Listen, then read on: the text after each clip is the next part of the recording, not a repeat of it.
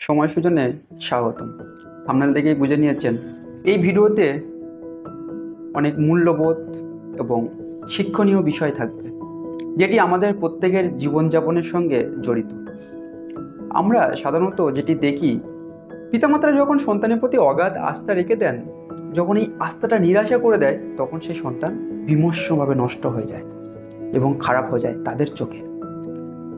সেই সন্তান যদি এমন কুরুচিকর, আনলিগাল, যত সব পরকীয়ার মতো নোংরা নোংরা কাজ করে থাকে, এত কিছু করার পরেও যদি সেই সন্তানের থাকে ব্যাংক ব্যালেন্স, তাহলে কিন্তু সেই পরিবার থেকে তাকে বলা হয় অনেক ভালো ছেলে, সাংসারিক ছেলে, তুমি অনেক বড় হবে, একদিন তুমি অনেককে জয় করে নেবে, আগে বাড়ো, এমনভাবে বাহবা দেওয়া হয়।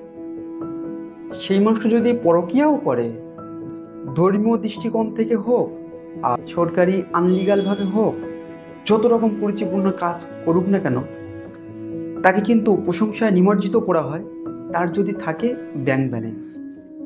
এবারে এই টাকা থেকে যখন বিনাশ, এই টাকা থেকে যখন হতাশ হয়ে যায়, এই আশা থেকে যখন হতাশ হয়ে যায়, তারা সেই ছেলেটিকে নোংরা, বিবেকহীন বলে আখ্যায়িত করে।